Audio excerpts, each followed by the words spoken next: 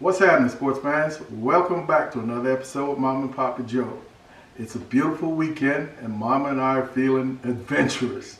We're gonna be trying our hand today at a shish kebab. It's a dish traditional in places like Iran, Turkey, Armenia. Mama's also going to be making that lavash. It's a Turkish type bread. This is going to be interesting. If nothing else, Mom and I are going to have some fun. If this is your first time checking out our channel, we appreciate you stopping in. Take a look around. We think you're going to want to hit that subscribe button. And as usual, thank you so much to our loyal fans for helping us get this far. Let's get moving. All right, before we get to the main ingredients, I want to knock out a condiment for these kebabs. It's more of an onion type salad. What I've got here is two thinly sliced red onions. To that I'm going to add a nice decent, this might be half of a bunch of chopped parsley. I'm going to come back with, this is a teaspoon of salt, and I'm going to add all teaspoon of salt. And to that, I've got this awesome seasoning called sumac, S-U-M-A-C. It tastes a lot like a lemon or a lime. Lots of citrus to it.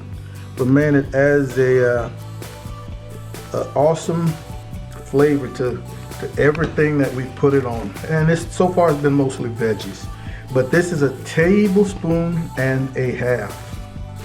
Now I'm going to come back with maybe two and a half tablespoons of olive oil.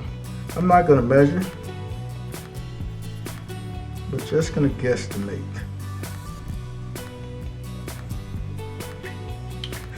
And what you want to do is give this a nice toss.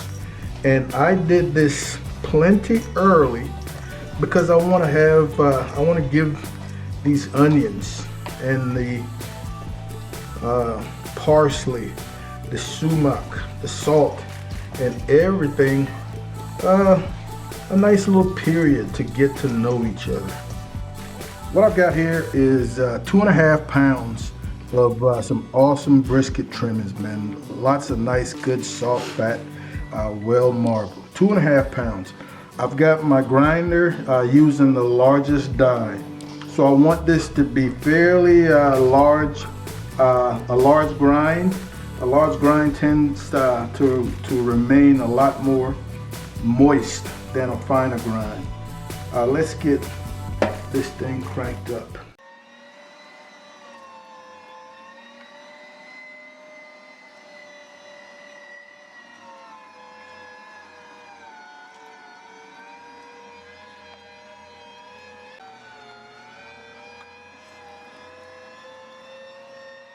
That should do it. This meat, before starting to grind, was very cold. As a matter of fact, some of it was still partially frozen. Makes it easier on the grinder. All right, so here is our 2.5 pounds of ground brisket trimmings. To that, I'm gonna add one whole green onion, green bell pepper and a red bell pepper. So 2 bell peppers, fairly finely diced. Let's spread that around. I'm gonna add 2 whole serrano peppers, nice heat. I took out quite a bit of seeds and the vein, but not all of it because I do want some heat. 5 cloves of minced garlic, 3/4 of a tablespoon of crushed red pepper flakes. A wonderful seasoning I've been using for a little while now since I started cooking a biryani is a garam masala, Indian, Turkish, kind of like a allspice, flavorful. Really brings a lot of earthiness to the dish. Smells good. Yes, ma'am. Garam masala. And then I will come back with 3 teaspoons of kosher salt. And we definitely want to give this a good mix to get everything incorporated. All right, so we got this nice and mixed, man. We're gonna cover it with some saran wrap and get it back into the fridge for half an hour or so. Let it set up.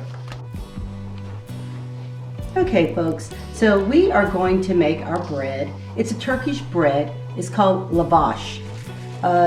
We in the US probably call it a flat bread. It's very simple. It's 1.5 cups of flour, which I already have in here, a teaspoon of salt, a 1/2 cup of water, and 2 tablespoons of olive oil. I'm going to pour my water in the middle and pour my olive oil in the middle. And then I'm very slowly going to start bringing it together with a spoon. And each time we stir, it kind of mixes, it will mix the flour and the olive oil and the water together. Now I'm just going to use my hands and knead it slightly and make a ball.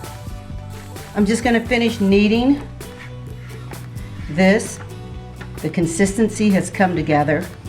So we've rolled our big bowl into what looks like a loaf or tube, and we've marked it. Going to cut it into equal parts. And now we're going to put these equal parts in a bowl and cover it with a slightly damp paper towel and just let it rest for maybe 10 to 15 minutes. All right, we are out of the fridge. It's been roughly an hour or so, firmed up nicely. So we're going to build our shish kebabs. This is what we're working with, the shish. It would be nice if these were probably at least 3 times as wide. It makes it really easy to flatten and hold your kebab onto the shish. But this is what we're working with, and we're going to try to make it work. Let's see if we can't get a decent amount on here. I don't know what's going to work, but we're going to give it a shot and see. So the idea here is to make sort of a tube,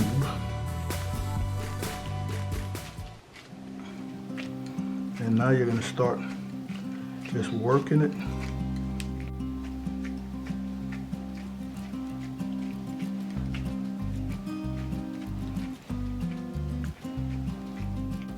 You can make these as thin or as thick as you want. Just know that the thicker they are, the longer they're going to take to cook.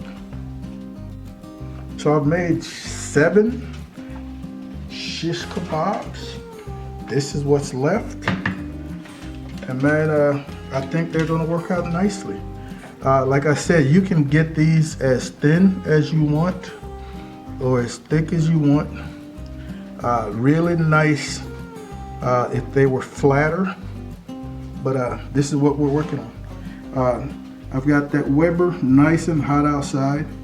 We're gonna head out there and get this party started. All right, our Weber is good to go, man. We're rocking some cowboy garlic onion briquettes. Smells awesome. I've got this on this rack because just in case things get a little hot, I can pull them off. I can raise this rack. There's some fat in here. I am concerned that things might burn if it gets too hot, so let's see.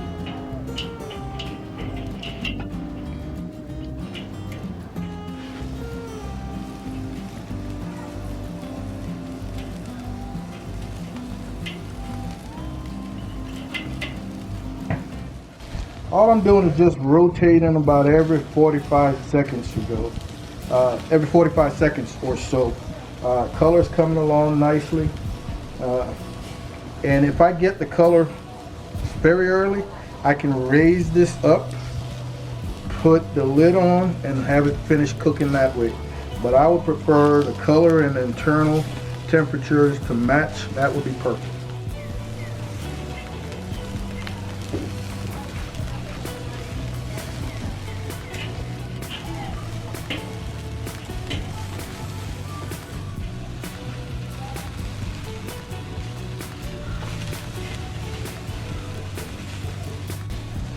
I think these puppies are ready to come off of here, man. Nice and firm. Oh, beautiful. Look at that color. Oh, yeah. Let's get them off. There we go. Now we're ready to roll out our dough balls. I have a little bit of flour, and I'm just going to sprinkle it on the table. And I am going to do my best to roll it in a circular form. Can't promise that it'll come out like that. Nice and thin, not completely circular, but beautiful, Mama. well, thank you, dear. So we are ready for our dough to go into the dry skillet. There's been no margarine or olive oil or anything of that sort. The stove is on a medium high. We want to make sure that a lot of times with the first one, it's a little bit difficult to figure out if it's too cold. It's going to take a long time, and it's just not going to get the consistency that you want. And if it's too high, it's going to burn.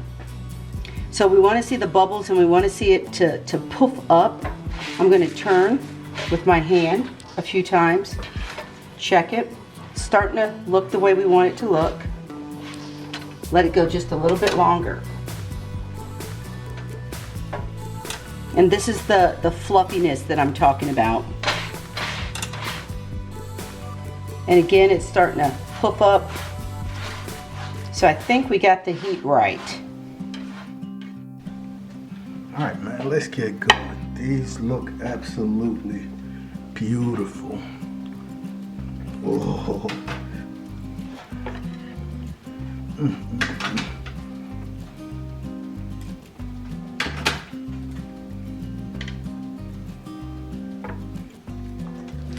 Man, these onions have wilted down nicely. Oh.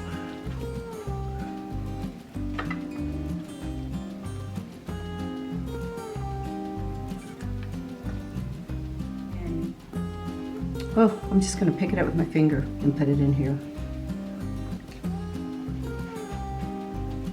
And I love pickled onions, so I'm going to put quite a few in here.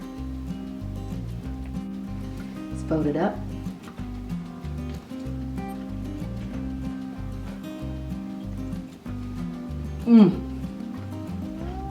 Absolutely delicious.